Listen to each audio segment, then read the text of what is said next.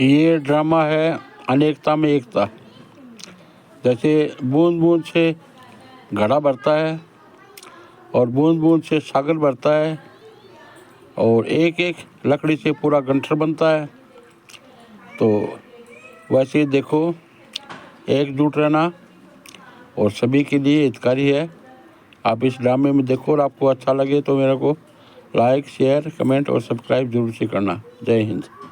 आज मैं आपको जो घटना सुनाने जा रही हूँ वो एक सच्ची घटना है और अहमदाबाद के जीवराज मेहता अस्पताल की है।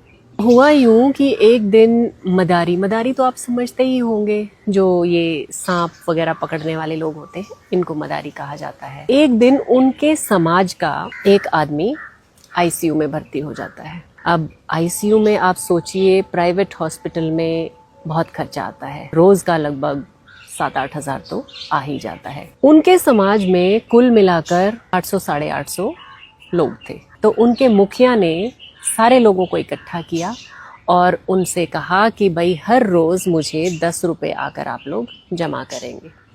और इस तरह से सभी लोगों से मिलाकर जोड़कर वो हर रोज का 8,000 रुपया इकट्ठा करते और अस्पताल में उसकी फीस जमा करके आते। जब मैंने ऐसा देखा तो मुझे बड़ा अच्छा लगा कि ऐसा हो रहा है। तो मैंने उनसे जाकर बात की और उनसे पूछा, तो उन्होंने बताया कि हमारे समाज में एक रिवाज है कि अगर कोई भी हमारे इस बिरादरी में बीमार पड़ता है तो उसका खर्चा पूरा समाज मिलकर उठाता है। हम किसी एक के ऊपर बोझ नहीं पड़ने देते। हम ऐसा बिल्कुल नहीं चाहते कि एक तो बीमार घर का सदस्य है और उसके इलाज में ही उसके घर वाले तनावग्रस्त होकर फिर बीमार पड़ जाएं। तो हम सब की यही कोशिश रहती है कि जो भी किसी के भी परिवार से जो बीमार होगा उसका इलाज हमारी बिरादरी एक साथ मिलकर करेगी। तो ये घटना हमें ये सिखाती है कि किसी भी समाज की तरक्की मिलजुल कर ही होती है, एकजुट होकर ही होती है।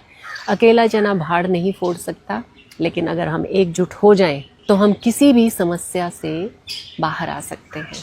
इससे कोई फर्क नहीं पड़ता कि आज आप किस नौकरी पे हो, आपके पास क्या डिग्री है, किस ओहदे पर बैठे हो। अगर आपके हाथ से 10 रुपया भी नहीं छूट पा रहा है तो वो सब कुछ बेकार है। तो अगर कर सकते हो ना, तो अपने आसपास ऐसे समाज का निर्माण कीजिए जो सुख दुख में आपका साथ दे सके। ऐसे समाज का निर्माण करो जब आपके ऊपर कुछ ऐसी घटना आ जाए तो आप अपने आप को अकेला महसूस ना करें। ऐसे समाज का निर्माण कीजिए जो आपके साथ कंधे से कंधा मिलाकर चल पाए।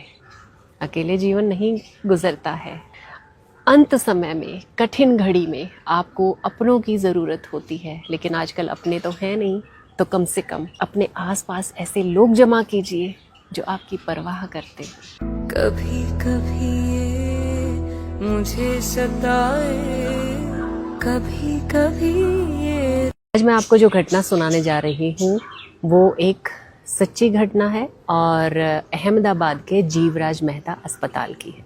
हुआ यूं कि एक दिन मदारी तो आप समझते ही होंगे, जो ये सांप वगैरह पकड़ने वाले लोग होते हैं, इनको मदारी कहा जाता है। एक दिन उनके समाज का एक आदमी आईसीयू में भर्ती हो जाता है। अब आईसीयू में आप सोचिए, प्राइवेट हॉस्पिटल में बहुत खर्चा आता है, रोज का लगभग 7-8 हज़ार तो आ ही जाता है। उनके समाज में कुल मिलाकर 800-850 लोग थे। तो उनके मुखिया ने सारे लोगों को इकट्ठा किया और उनसे कहा कि भाई हर रोज मुझे 10 रुपए आकर आप लोग जमा करेंगे।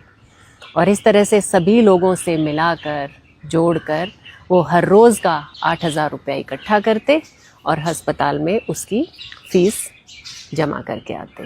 जब मैंने ऐसा देखा तो मुझे बड़ा अच्छा लगा कि ऐसा हो रहा है। तो मैंने उनसे जाकर बात की और उनसे पूछा, तो उन्होंने बताया कि हमारे समाज में एक रिवाज है कि अगर कोई भी हमारे इस बिरादरी में बीमार पड़ता है तो उसका खर्चा पूरा समाज मिलकर उठाता है। हम किसी एक के ऊपर बोझ नहीं पड़ने देते। हम ऐसा बिल्कुल नहीं चाहते कि एक तो बीमार घर का सदस्य है और उसके इलाज में ही उसके घर वाले तनावग्रस्त होकर फिर बीमार पड़ जाएं। तो हम सब की यही कोशिश रहती है कि जो भी किसी के भी परिवार से जो बीमार होगा उसका इलाज हमारी बिरादरी एक साथ मिलकर करेगी। तो ये घटना हमें ये सिखाती है कि किसी भी समाज की तरक्की मिलजुल कर ही होती है, एकजुट होकर ही होती है।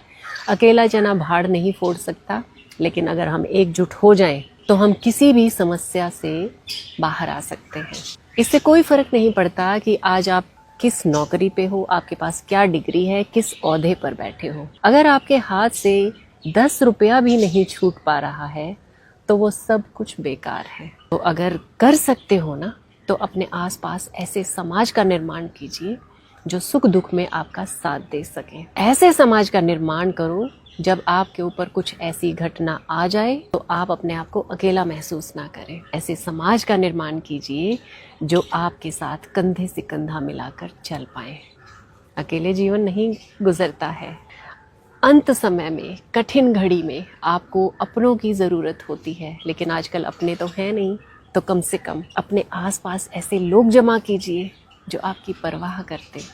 कभी कभी ये मुझे सताए, कभी कभी ये